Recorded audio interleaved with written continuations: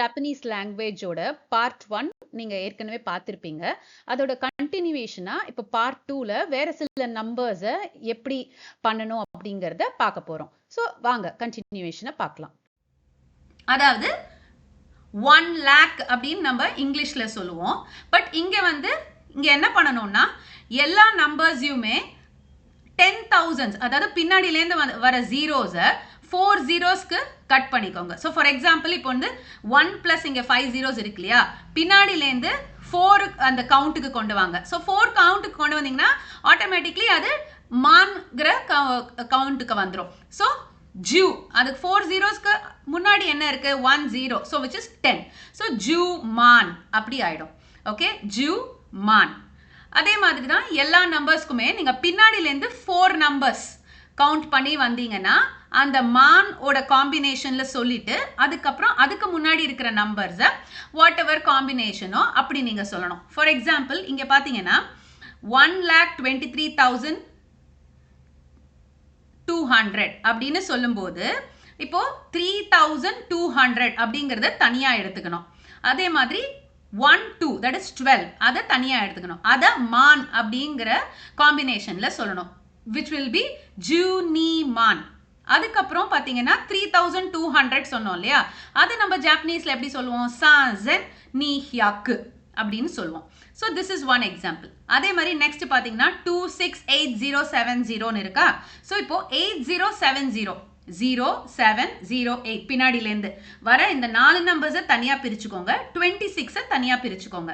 So then it will be 26 அப்படின்னு வந்துட்டு மான் யூஸ் பண்ணணும், which is நீ ஜூ ரோக்கு மான்.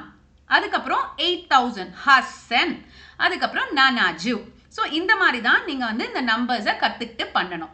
ஸோ இது ஃபார் 5 டிஜிட்ஸ் அப்படின்னு சொல்லும்போது, ஸோ அப்போ அதுக்கு மேல போற டிஜிட்டுக்கு எப்படி சொல்லுவீங்க? ஃபார் எக்ஸாம்பிள் இப்போ இதுல 10 lakhs. So what is for 10 lakhs அப்படின்னு சொல்லும்போது இங்கேயும் அதே மாதிரி தான் பின்னாடியிலேருந்து 4 ஜீரோஸ் கொண்டு வாங்க, அதை மான் அப்படின்னு ஆக்கிடணும். அதுக்கப்புறம் அதுக்கு முன்னாடி இருக்கிற நம்பர்ஸ் என்ன இருக்கு 3 நம்பர்ஸ் இருக்கு இல்லையா, 100 இருக்கு. ஸோ 100க்கு ஹியக்கு, ஸோ ஹியக்கு மான் அப்படி வந்துடும். ஸோ இதே மாதிரி தான் ஒரு காம்பினேஷனும். So this is one example for you to understand எப்படி இதை நம்பர்ஸ் கான்ஜுகேட் பண்ணணும்னு. ஸோ இதை பார்த்து நீங்க தெரிஞ்சுக்கலாம்.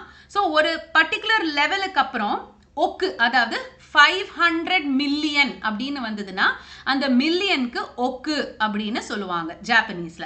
ஸோ அந்த பர்டிகுலர் காம்பினேஷன் ஸ்டாண்டர்ட் இன்டர்நேஷனல் சிஸ்டம்லேருந்து வரும்போது அந்த 500 மில்லியனுக்கு கோ ஒக்கு அப்படின்னு சொல்லிட்டு நம்ம ஸ்டார்ட் பண்ணுவோம். அதுக்கப்புறம் இருக்கிற காம்பினேஷனை ஸ்டார்ட் பண்ணுவோம். ஸோ இப்போ ஃபார் எக்ஸாம்பிள் இந்த நம்பர் பார்த்தீங்கன்னா திஸ் வில் டெபிக்ட் கோ ஒக்கு, கோ சென், கோ ஹியாக்கு, கோ ஜூ, கோ மான்.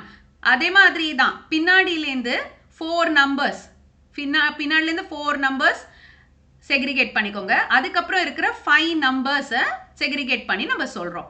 ஸோ விச் வில் பிகம் கோ ஓக்கு, கோ ஜென், கோ ஹியாக்கு, கோ ஜூ, கோ, அதுக்கப்புறம் மான் வந்துடும்.